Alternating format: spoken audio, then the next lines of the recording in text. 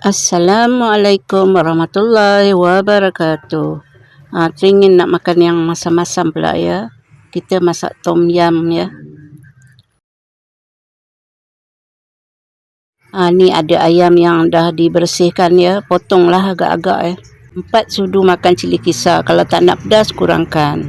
1 inci lengkuas, 2 biji bawang putih, 1 inci halia, 1 batang serai diketuk, 1 biji bawang besar, 1 batang ketumbar, 1 pack tom yum ya. Tom yum apa pun tak apa. Ada daun limau purut, daun ketumbar dan cili padi, cili merah. Untuk sayurnya apa yang ada je lah ya. Tomato, putik jagung dengan bunga kobis.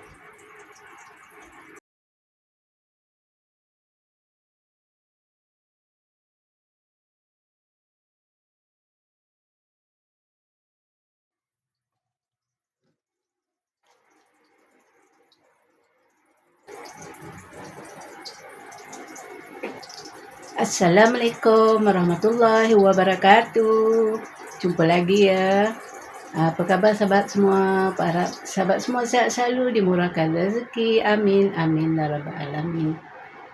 Hari ni opa nak masak tom yum ayam. Jom kita tengok ya.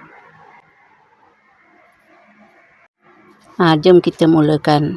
Letak air dalam periuk tu ya. Api jangan buka lagi ya. Letak ayam. Air tu agak galah untuk kuahnya.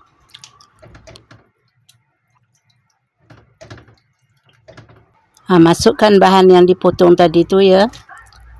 Ada halia, lengkuas, bawang putih, bawang besar, cili kisar. Letak paste tom yum tu ya. Paste apa pun tak apa, janji dia tom yum. Kita orang tua-tua ni kalau dah teringin nak makan masam-masam, mesti nak masak juga. Gaul rata, dah digaul rata tu baru buka api ya. Dah pun mendidih. Mendidih hingga ayam tu betul-betul masak ya. Masukkan serbuk perasa dan garam. Masa ni boleh dirasa ya. Kalau kurang masam tambah limau nipis ya.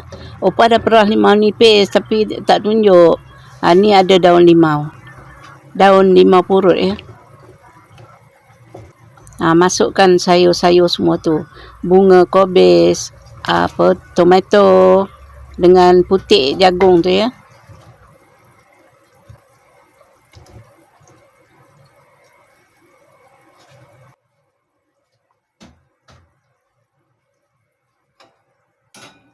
Masukkan batang ketumbar tu, daun ketumbar, cili padi dengan cili merah tu ya.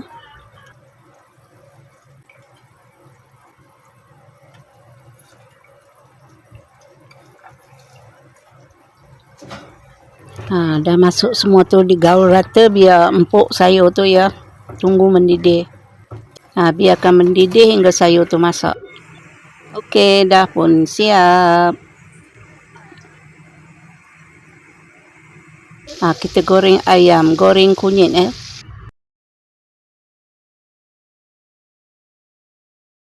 Assalamualaikum warahmatullahi wabarakatuh. Dah pun siap. Selamat mencuba. Jumpa lagi di lain video. Okey, bye-bye.